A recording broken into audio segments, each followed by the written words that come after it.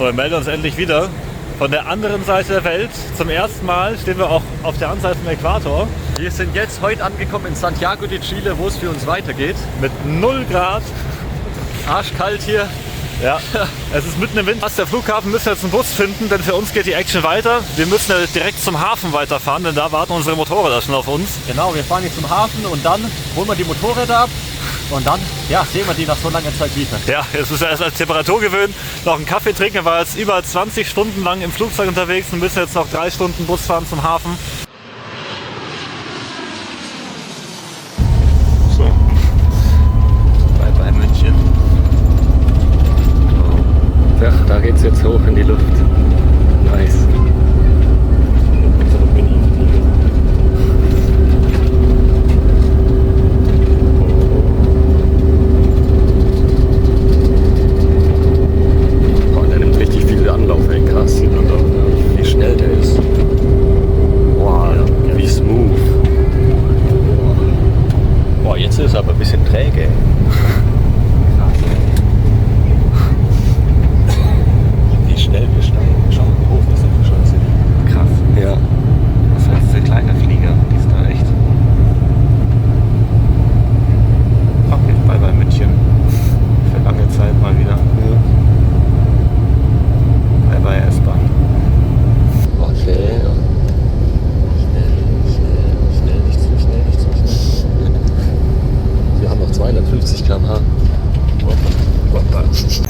So, gelandet in Madrid.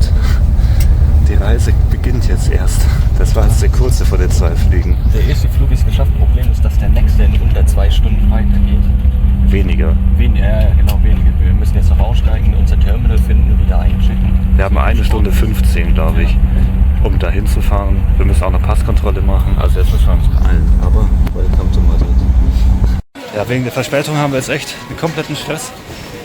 Es ist ein riesiger Weg von dem einen, wo wir ankamen gerade, zu dem Flug, der jetzt wegfliegt. Plus, die haben schon angefangen zu boarden, eine halbe Stunde fliegt er los. Wir sind noch nicht mal ansatzweise in der Nähe. Wir sind jetzt ein bisschen verwirrt hier auch in Madrid unterwegs, Katastrophe. Wir müssen mit Zug fahren, da gab es Probleme mit dem Tag und hin und her.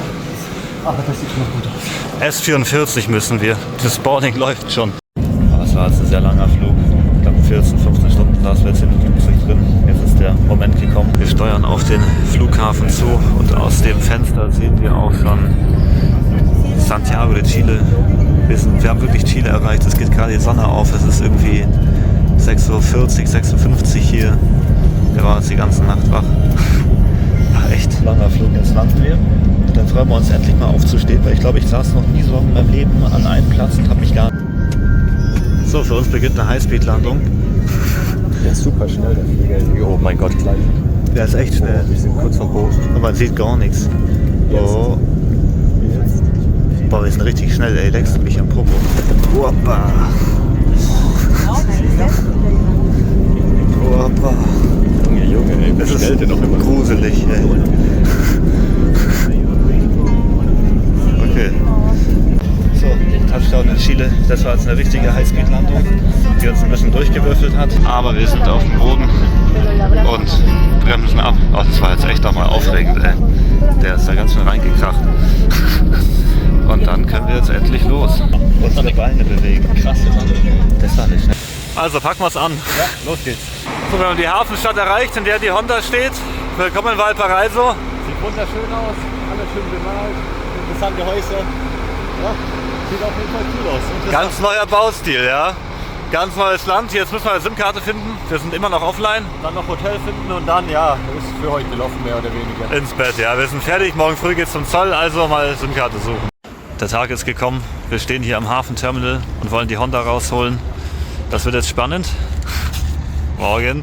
Jetzt gehen wir rein. Wir wissen nicht, ob wir da drin filmen dürfen. Tendenziell dürfen wir nicht filmen. Ja. Wir sind auf jeden Fall gespannt, was jetzt passiert da drin. So, wir dürfen schon mal nicht in den Hafen rein. Leider. Ist auch ziemlich streng. Man darf da drin auch nicht filmen. Unser Agent ist jetzt alleine vorausgegangen. Wir müssen jetzt hier draußen mal warten. Ja, ein bisschen strenger als man annimmt. Auch Sicherheitsschuhe muss man tragen, Warnweste, Helm und so. Bisschen überraschend. Ja, jetzt wissen wir gar nicht, was das Motorrad überhaupt heute bekommen. Mal schauen, was rauskommt. Wir stehen jetzt in der Sonne. Das ist nämlich schön, weil es sieht zwar immer noch nicht kalt aus, es ist aber bitterkalt. Es ist auch gerade eine Kältewelle hier in Chile. Ja, normalerweise schon ein gutes Stück Wärme. Haben wir gerade erfahren. Naja. Ja. Oh, da war mein Motorrad drauf, der Monza 4. So, dann warten wir hier in der Sonne, gucken, was gleich passiert. So, wir sind jetzt hier am Steg von Valparaiso. Wir durften die Honda nicht rausholen, der Zoll hat sie nicht rausgerückt. Die haben gesagt, wir wollen erst eine Kontrolle machen. Das dauert jetzt 3-4 Tage. Die muss ich auch bezahlen, leider an Lagerkosten. Egal, kann man nicht ändern. Wir haben hier einen wunderschönen Ausblick auf Valparaiso, auf den Hafen, wo die Honda ankam, auf den ja, überraschend ruhigen Pazifik. Das ist echt eine furchtbar interessante Stadt. So anders wie das, was wir können. Die Nachrichten sind, dass es beide Motorräder am Montag ankommen. Genau, mein Motorrad kommt am Montag an oder darf ich abholen. Elias seins jetzt halt auch. Mein Motorrad ist an einem anderen Hafen, das überschneidet sich jetzt halt, ist ein bisschen ungünstig. Die Chancen, dass man 2 Motorräder verschickt, die am gleichen Tag ankommen, ist doch bei 0. Ja, ist bei 0. Wir haben jetzt das Glück. Wenn es am selben Hafen wäre, wäre es super geil. Egal, müssen wir uns überlegen, wie wir das am besten machen jetzt. Ja, wir quatschen mit unseren Agenten, wie wir das am besten machen, dass wir beide Motorräder rausholen, da eins vielleicht stehen lassen, dass wir die zusammen wenigstens holen können. Jetzt haben wir uns noch Klamotten gekauft, weil es so kalt ist, haben wir jetzt da eine Tüte voller Klamotten. Ich habe eine Mütze geholt, ist super. Jetzt ja, haben wir 3 Tage Zeit, die Staffel jetzt zu kommen.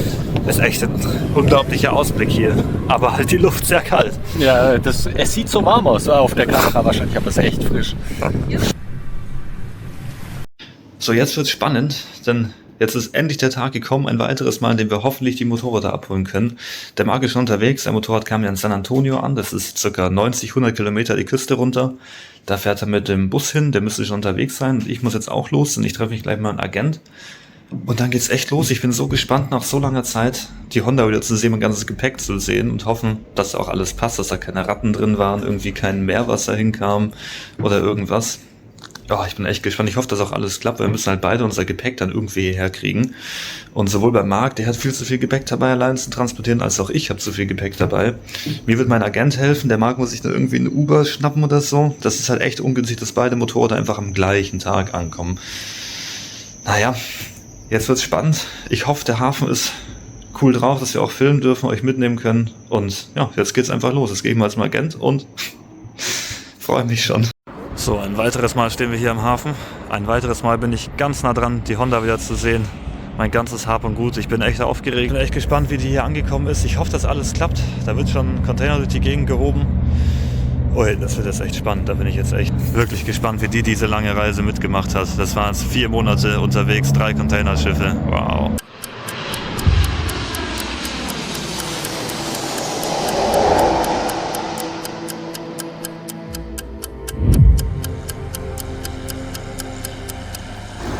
Wir stehen jetzt hier am Hafen, beziehungsweise am Dryport, wo jetzt verpackt wird und dann auch verladen wird. Die Honda hat es echt geschafft, nach 1,5 Jahren und keine Ahnung, 50.000, 60.000 Kilometern ohne Probleme hat es wirklich geschafft. Von Deutsch auf die andere Seite der Welt. Ich bin so stolz auf dieses alte Motorrad, dass es echt geschafft hat. Aber traurig bin ich auch. Jetzt heißt es wirklich Abschied nehmen zum ersten Mal. Und ja, ich werde es in 2 Monaten wieder sehen auf der anderen Seite der Welt. Weil jetzt sind wir hier wirklich bis ans Ende von Asien gefahren. Weiter geht es einfach nicht, wie auf dem Land geht es nicht wirklich weiter. Wir haben so viele Länder gesehen, so viel erlebt. Zusammen mit dem Motorrad hat echt immer alles geklappt, ich kann mich immer drauf verlassen. Jetzt ist die Asienreise vorbei. Ehrlich gesagt bin ich auch froh drüber, weil das Ende dann jetzt doch ziemlich anstrengend war. Uns hat die Energie einfach ein bisschen gefehlt und dann ist noch der letzte Motorschaden so lange in Kambodscha stecken gewesen und ja, dann das getrennte Reisen. Uns hat die Energie gefehlt, wir wollen uns einfach nur noch nach Hause, das andere Motorrad besorgen für Marc, das fertig machen, verschiffen und dann ja, neu anfangen, aus unseren Fehlern lernen. Da freuen wir uns schon. In 2 Monaten auf Lateinamerika jetzt halt packen, Abschied nehmen, dann kommt noch so ein Hafenmeister, der sich alles anschaut, der keine verbotenen Sachen mitnehmen, weil besonders Lithium, Akkus und so sind halt verboten, wie alle Flüssigkeiten. Ah ja, du Gute. Ich hoffe, du hast einen sicheren Weg auf die andere Seite der Welt, dass du heile ankommst und wir uns dann bald wiedersehen.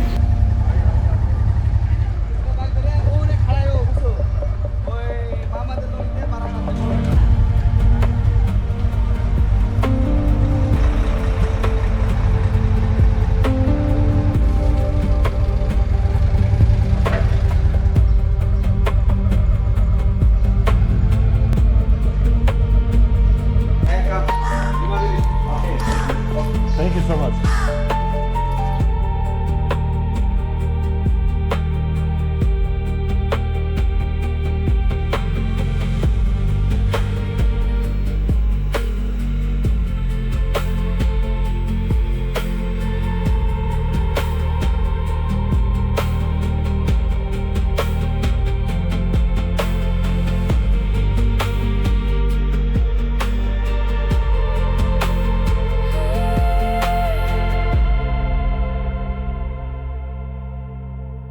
So, die Honda ist jetzt auf der Palette drauf und sieht schon ganz schön krass aus.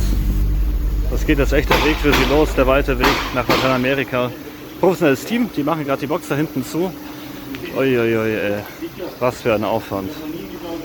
Was für eine weite Strecke. Das ist schon krass. So, jetzt wird das Motorrad noch eingewickelt und dann ist es wirklich fertig. Unglaublich. Wir haben jetzt das Gepäck, das wir nach Deutschland nehmen. Wir müssen uns leider von vielen Sachen trennen, wie der großen Batteriebox, dem Feuerlöscher und sämtlichen Powerbanks, die wir nicht mitnehmen können.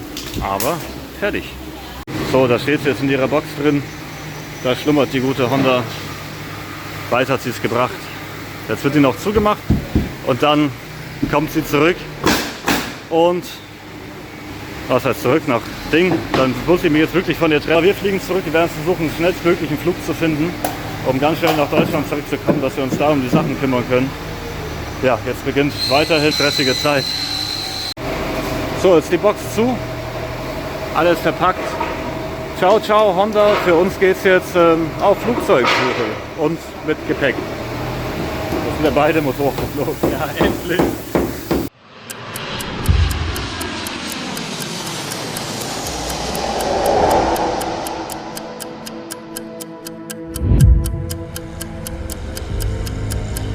So, jetzt wird gerade hier die Box geöffnet. Was für ein spannender Moment, ey, nach so einer langen Reise. Auf dem Schiff und auf dem Landweg darf es jetzt wieder raus. Oh mein Gott. So, jetzt sehen wir endlich mal, können wir einen Blick in die Box reinwerfen. Unglaublich. So lang war die Goose unterwegs. Jetzt darf sie endlich raus. Oh Mann, ey, ist das schön. Ich hoffe, dass alles passt bei der Guten. So lange unterwegs und jetzt gleich darf sie raus. Jetzt wird es ja langsam richtig spannend. Die Box wird immer mehr zerlegt. Und es ist echt die Frage, ob alles noch da ist und alles da drin passt. Oh, ich bin echt gespannt. So, jetzt geht es ja richtig zur Sache. Jetzt ist die Box fast zerlegt und dann ja, können wir sie rausholen und die Zollkontrolle machen. So, jetzt ist der Moment gekommen, dass die Box endgültig auseinanderfällt. Sie hat ihren Soll erfüllt. Und kommt jetzt der Moment? Oder muss noch mehr rumgehämmert werden? Okay. So. Und jetzt ist sie fast befreit. Ha. Spannend. Wow. So, wir können jetzt einen Blick drauf werfen, dürfen zwar noch nichts anfassen, weil der Zoll muss jetzt erst alles anschauen. Aber das Gepäck sieht sehr gut aus. Es sieht nicht so aus, als wären irgendwo Mäuse drin gewesen oder irgendwas. Es sieht eigentlich fast so aus wie am Tag des Einpackens, so da ist irgendwie ein bisschen Oxidation entstanden. Aber auf den ersten Blick sieht es tippitopp aus. Und das freut mich riesig. Perfekt. Ist eigentlich alles da. Ja, ist doch recht. Kaum zu glauben. Vor 4 Monaten losgeschickt. Jetzt steht sie hier auf der anderen Seite der Welt. Ist selber einmal um die halbe Welt gefahren, dann noch einmal um die halbe Welt geschippert worden. Jetzt stehen wir hier auf einem nagelneuen Kontinent. Ganz weit weg von zu Hause. So, der Zoll hat sich jetzt meine ganzen Sachen schnell durchgewühlt, aber super entspannt. Die Kontrolle, jetzt kann ich wieder alles einpacken. Da kommt jetzt die Honda ganz der Palette runter und dann ist es schon geschafft. So, meine Reifen sind leider noch platt, die pumpe ich schnell auf. Gott sei Dank haben wir diese Fahrradpumpe dabei. Und dann ja, muss ich noch fertig machen zum Fahren. Dann geht es schon für uns nach draußen, für uns zwei. Meine Hafengebühr noch bezahlen, bin ich mal gespannt, wie teuer das wird. Und dann geht es zum ersten Mal auf die Straßen von Chile. So, jetzt meine Rechnung bezahlt hier am Hafen. Das war jetzt insgesamt $1.300. Von diesen $1.300 waren $500 leider Korruptionsgebühr. Die muss man bezahlen. Das sind halt irgendwelche Punkte, die gar nicht entstanden sind, wie Dokumente sortieren zum Beispiel. Das kostet $200 und so Geschichten halt. Kann man nicht ändern, wenn ich es nicht bezahle, bekomme mein Motorrad nicht. Das ist einfach in manchen Ländern gang und gäbe. Ist halt schade, aber ist so. Der Markt muss zum Glück nicht bezahlen. Da wurde schon bezahlt von der Spedition. Also, ja, ist auch schon bezahlt. Geht's wieder runter zum Container und dann kann ich die Honda zum ersten Mal anmachen nach so langer Zeit. Da bin ich gespannt, wie sie anspringt, wie sie läuft und ob sie überhaupt Lust hat zu fahren. Dann geht's direkt zum Hotel. So, im Moment der Wahrheit. Wird sie anspringen? Strom und nichts. Nichts? So, Versuch Nummer 2.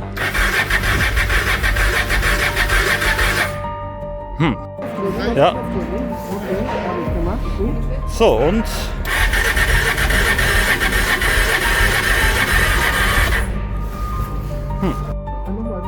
ja.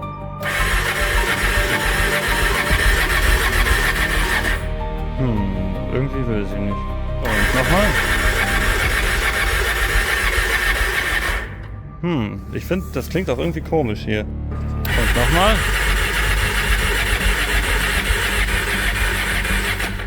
Ha, jetzt hat sie aber gar keine Lust. So, jetzt langsam.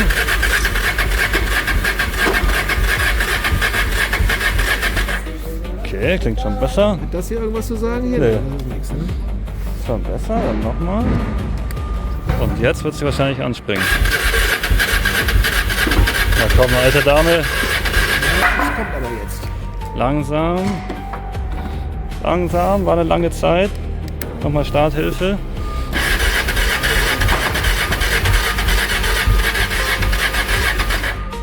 Ganz langsam.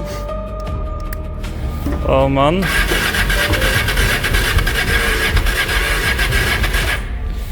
Puh.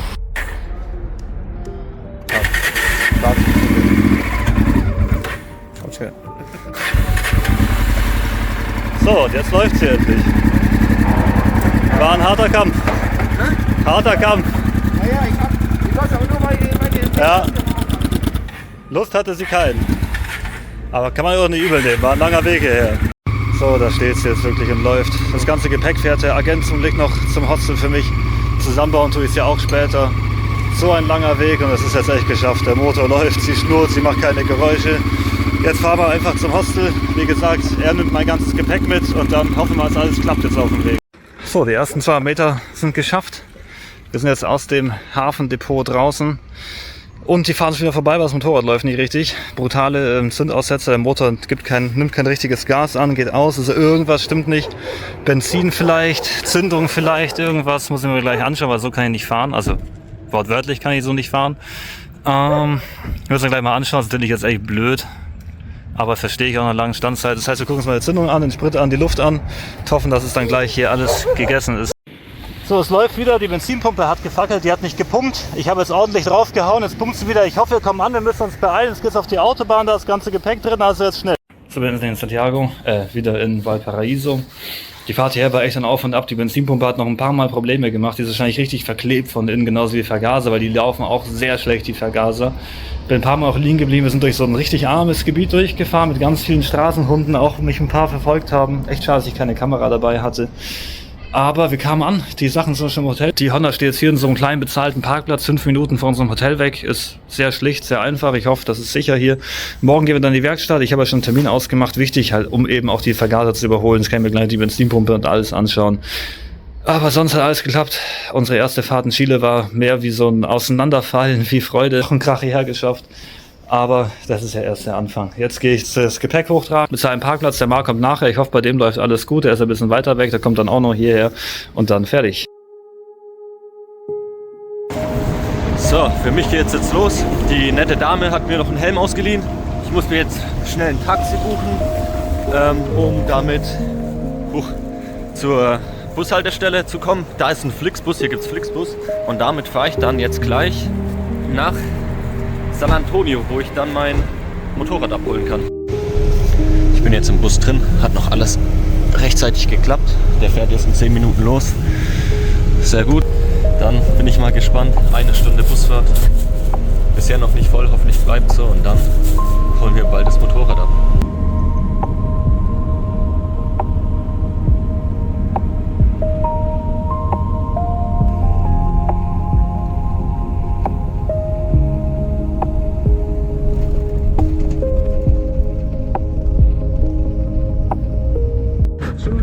Ich bin jetzt angekommen in der Hafenstadt San Antonio und jetzt geht's mit dem Auto weiter, direkt zum Motorrad.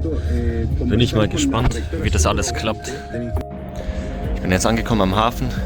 Der Agent, der regelt das gerade mit dem Zoll ab und danach kann ich die BMW abholen und fahre dann zum ersten Mal durch Chile. Elias hat sein Motorrad gerade schon geholt. Ja, mal gucken, wie ich das mit dem Gepäck dann regel. Da findet man auch eine Möglichkeit und dann geht's gleich los.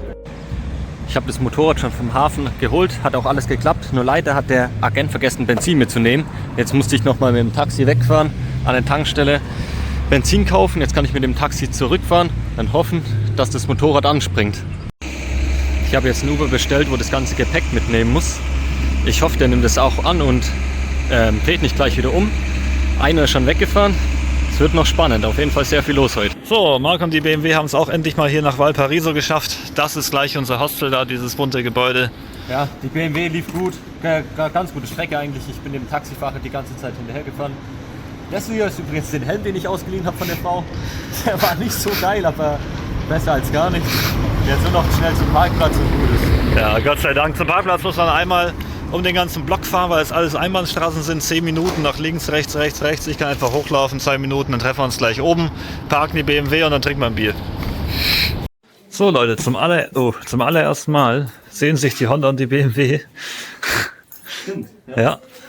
Ich mal in Chile, wer hätte gedacht? Ja, auf der falschen Seite der Welt. Aber sie sind beide da und fast beide bereit zum Losfahren. So, jetzt gehen wir die Sachen hochtragen noch. So, zurück bei uns im Hostel, hier im Flur. Wir sind Gott sei Dank die einzigsten Gäste, weil sonst könnten wir so einen Schmarrn hier gar nicht machen. Wir unser ganzes Gepäck da hinstellen. Man muss ja ehrlich sagen, in Chile ist es echt gefährlich, irgendwas auf der Straße stehen zu lassen, weil es ist nämlich dann wahrscheinlich ziemlich schnell weg. Genauso dein Handy, wenn du auf der Straße filmst. Deswegen konnten wir auch so wenig auf der Straße filmen. Jetzt tragen wir unser ganzes Gepäck hoch, dann gehen wir uns ein Bierchen kaufen und dann ist Feierabend. Weil haben wir genug geschafft heute. Das reicht dann auch. Ja, neuer Tag in der Werkstatt, neue Probleme. Wie ist die Lage? Das ist mein zweiter Werkstatt. Und ja, heute läuft.